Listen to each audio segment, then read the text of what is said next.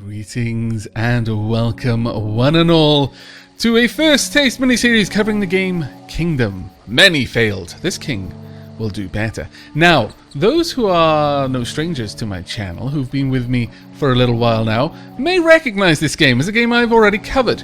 You might be asking yourself, Aavak, why are you first tasting a game that you've already played? Surely that defeats the purpose. It doesn't really fit with the whole idea of first tasting. And you would be right. However, Kingdom has had an update. This is Kingdom New Lands, and as the name implies, there are new lands, and new lands means new content. In fact, whole new types of gameplay features are now in the game, and we're going to be discovering these together. Now, I will include a link to my previous series. If you are familiar with it, if you've already seen that series, you'll know that I really like Kingdom. Kingdom is a beautiful, wonderful little... well, it's kind of like a sort of a builder mixed with time management and resource management game. As you can see, I'm going around right now and I'm collecting money from my various peasants. I'm doing things to try and advance my kingdom. I've got a hammer there. A hammer is required to turn a peasant who you have recruited by giving them gold into a builder, and a builder can then build things that you pay for. Nothing is free in this game, so I want a little bit of a tower, or rather a wall by there. Now, it seems this ghost, are you coming with, ghost? Now, there's a lot of new content in the game at the moment, and I would like to find out about that new content. So, I'm going to go back the way I just came, and I'm going to investigate what might exist out in this dark and murky wood.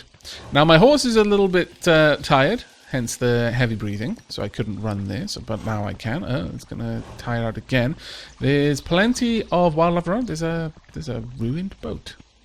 What? I can build a boat? That is new. Either that, or it's like, yeah, you can just get all of this wood from this old broken boat. Also, yay, a shrine. I approve. I haven't got enough money for a shrine. What I'm really looking for is a place where I can recruit people from. Really? I've got a... oh, it's just a bridge. I was about to say, am I at the end of the landscape? Surely not. I haven't seen any enemies yet. Ooh, grass. Now, grass is good because your horse can eat grass and restore their stamina significantly faster than they normally would. Now, a couple of things that the game has. Ooh, a chest full of money. That's something the game has. Also, time. Time is a very important factor in this game. Ooh, we've got a signpost. This is brand new as well. What the dickens? Ah! Bad things! Flee! Now, those greedy little devils there will try and steal my crown. If they smack me, I'll lose my crown. If they pick up my crown, that's it. Game over. I've been a terrible king. I can kind of bribe them by dropping gold at my feet, and they'll pick up the gold. They're basically the embodiment of greed and all things dastardly. And they will do their damnedest to just pick things up that tickle their fancy, that they want. Let's see... no, but pretty much anything shiny. Gold on the ground is a really good way of distracting them, and sometimes it's a strategic play just to leave your wealth on the floor rather than have them steal your crown. Because again, you don't lose the game if they nick your money. You do lose the game if they nick your crown. Because how can you be a king if you haven't got a crown? And how can you lead people if you're not a king? So that's more or less the way that the game plays it. Now, I could have my builders go out and chop those trees, but I'm not going to tell them to do that in the middle of the night. However, there were some enemies to the side over there, and that is something I'm going to want to pay attention to. Now, what I could do is I could turn this into a tower, and that's generally a good idea. Oh, hello. Is this merchant here doing anything? I don't know. There's lots of new things in the game. It didn't used to play like this. As I was saying, though, I will include a link to my original playthrough. If you want to be able to compare the game as it is to how it was, then that would probably be the best and fastest way to do so. Another chest full of gold. Oh, this is glorious. I am filthy rich already. This is much faster than I'm used to. Now, the chief new feature in the game is new lands. I've already been told that there are multiple lands, and each new land introduces a new thing that better equips you to deal with the more difficult lands that you reach, so on and so forth. There wasn't that kind of progression in the game previously. We are on day 2. However, there's another thing as well. Seasons. You really... well, I mean, different seasons do different things. Winter is going to be rough for us. One way or another, winter is going to be rough. And, you know, that makes sense. Like farms and hunting, that's going to be harder. And that's one of the chief ways that you make money in this game. Now, the other thing is, previously you could just kind of go on. The game revolves around a day-night cycle. At night, enemies attack.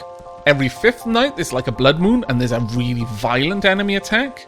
You really don't want to be around when that happens.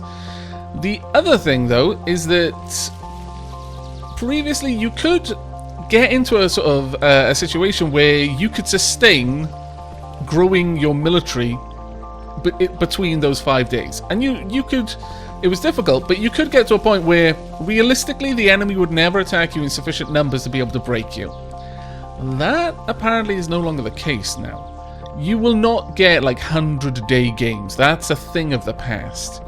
And I've only seen 2 tents. That's actually kind of worrying. 2 tents is bad. Now, all of this gold here has probably been done by my archer. I would like some more of those. I would also like to upgrade my tent a little bit. Oh, wow. So much gold. I'm dropping gold. Don't drop gold. Spend the gold. On bows. Lots of bows.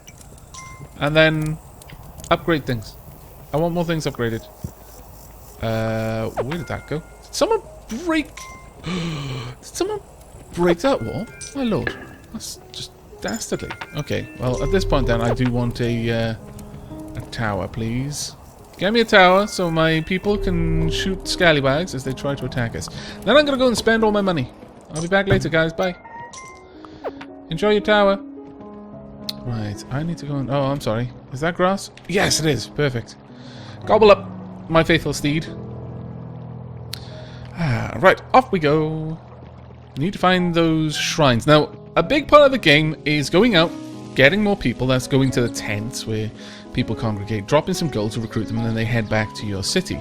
You can also build up your wealth by having farms. Ooh, should I? Nah, I'm not going to do that just yet. That's something new, and I don't know how that works. However, I would like very much to drop some money here. There we go. Now that should auto upgrade it to... Oh, no, take the money. Leave. There we go. Oof. That could have been nasty. Okay, that's as high as it goes. Okay. Well, I guess I am going to throw my money at this then. I mean, you know, what is money if you're not going to be willing to spend it on an awesome boat? And then more. And more. Oh, I'm just, like, generating more stuff, am I? Okay. I'm magicking parts of the boat. That's awesome. Now, early in the game, you'll have the ability to get a nice hefty wallop of cash from a little chest that's in your camp. But as the game progresses, after a certain point, you will get no more cash from that chest. It won't give you anything, unfortunately. I was worried about that. I was worried that ship is going to be so far from the camp that my builders are going to have to go out and basically be a little bit vulnerable while they do so. Not liking that. Not like that at all. Oh, wow. My hunters were busy. Well done, guys.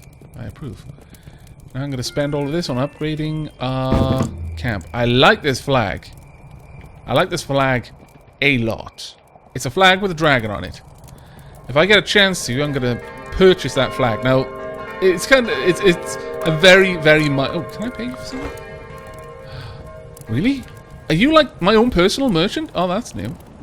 But there's kind of a little bit of meta progression in that you can purchase flags and then you take them with you between games, and it's kind of cool. If you spot a flag you like, because they're all kind of randomly assigned, then you should definitely purchase it. Have I got much money? Yeah, I've got a little bit of cash. Let me pick that back up. We want to go and get more peasants. Now, peasants were out here. Come back, peasants. Deer are worth more than rabbits. And I imagine if there are any new animals, they'll probably be worth more than deer. The thing is, deers only exist in forests. Now, I'm talking about their value in terms of how much coinage a hunter will generate by killing one. But rabbits, they can have like little warrens in thickets. that you can have very close to your castle walls. Very, very close. Now, I'm going to want to avoid destroying these little camps here because they're a source of fresh manpower. And we're going to want to build up quite a lot of manpower before we do anything. Ooh, what's going on here? Ah, this is like the little... is this the merchant's area? Yes, it is. How fantastic. I like that new mechanic. Previously, it was just completely random if a merchant would show up or not. You know what? Let's go ahead and build this out. I would like to have some better walls over here. Money? Have you got money? No. My hunters do not have any cash. How about you? Have you been out hunting? Have you got cash? No. That sucks. How about my builder? Let's go and have a quick gander over here. Now, typically, I'll probably play each episode in 5-day stints, unless the blood moon happens on a different day now. But usually the blood moon happens every 5th day. And assuming we survive, then that'll be a good place to wrap things up. Go on then.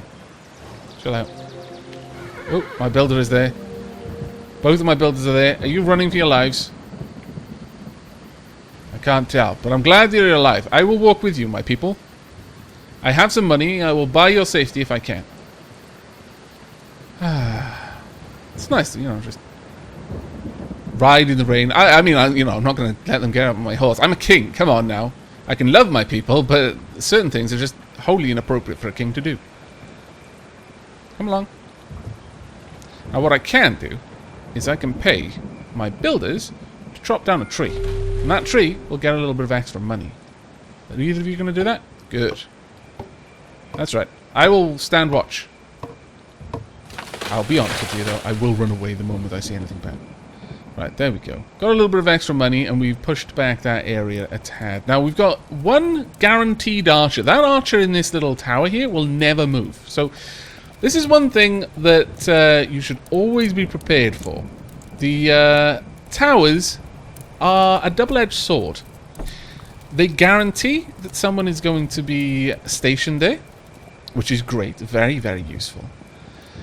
I've got a basic archer who's just stood at the base there. Now, your people will retreat to safety at night, which is usually behind your walls, and your archers will just array there, and they'll just like launch volleys of arrows at any attackers, etc., etc. A tower offers several benefits. One, it's a really good gathering spot, and later on you can upgrade the towers further and further and further until the tower allows for multiple archers to be in it at any one time. Okay, day 4. However, and this is a big however, is they will never leave that again. You can have multiple archers with a really good vantage point, because the walls will obscure arrows. So if you've got a really tall tower next to your wall, then they can shoot down at the enemies, and they're safe in various ways. But you are tying up your archer forever, and that does suck. It's not the best thing to do all of the time. Here you go. Enjoy. Now, that little chest in my city should be ready for me to gather some loot. Thank you. Oh, is that how it works? You bring me loot, and you fill that chest with your the spoils of your trading. Ah, I see. I'd like another archer and another one. We want more archers than anything else, really. I don't want to get rid of that. Ooh, you look a bit different. Did you just give me that money back? Oh, you're an archer. That's why. That's why you look different. Ah, okay, I see.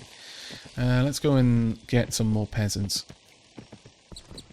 Now, if you push back the forest by having the trees cut too much, it will cause your the camps to despawn, which is what I was talking about earlier. You really want to try and avoid getting rid of these camps. They are super important. Okay, it's going to be a blood moon tonight, so I really need to get back at this point. Now is not a good time for you to be slow, horse. Now, thankfully, we've got 2 peasants back there, and anything that wants to try and eat us will stop to eat them first. They won't actually eat them. It's fine. What they'll do is they'll knock them to the ground, they'll steal their money, and then they'll leave. These things are only interested in the shinies. They don't actually want to hurt anyone. They will hurt them, but they don't. That's not their priority. Good, the merchant is on its way. Very, very good. My hunter, doing well, hunter. Well done, in fact. Now, a deer is worth a fair bit, I think. Oh, actually only 2. Wow, that's a downgrade. That is a massive downgrade. I am actually deeply, deeply saddened by this. But there we go. We'll get a new tower there for you. Upgrading to the next level of tower is going to be costly. But as long as our hunters are active, we might be able to do it. Are you active? No, not yet. I haven't the money to do anything here, which is a shame. But I might push that tree back, and I may be able to deploy a wall before long. There's no real way to control which side of your fort your archers go to. They'll just decide of their own, on their own where they want to be. But I'm a little bit concerned about this night. It's blood moon time now. Right. Will you give me cash? Or have I got to wait until morning? I think I've got to wait until morning. Okay. Now, I do believe it was every 5th night. It may be every 10th night. All sorts of things could have changed at this point. What about over here? How's everything going?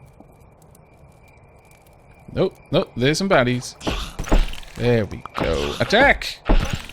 When you've got a huge group of archers, they will lay down so much firepower on everything on the other side of that wall that it's very comical just watching the arrows blot out the light from the moon.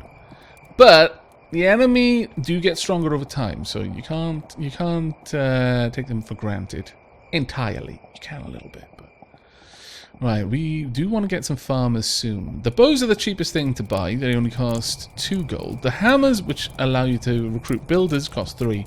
The scythes cost about 5, I think. Ooh, thank you. I would like you to go back and do your thing. But that is it. We've gotten through that blood moon. Go ahead. I'll pop in some money there. And then I'm going to get a farmer. 4 gold. Now, a farmer will go and make us some money, which is very, very, very good, as you can imagine. But I've only got a little bit of money. I can't really afford to do too much. Ooh, what are you doing? Oh, you're repairing. Well done, you. Well, that is going to be it from me. So we're going to head off now, and I shall see you in the very next episode. I hope you've enjoyed and will be joining me for the next. As always, I welcome any feedback you have to offer, and a like on the video will let me know that you would like to see more Kingdom New Lands in the future. But until then, take care, everyone.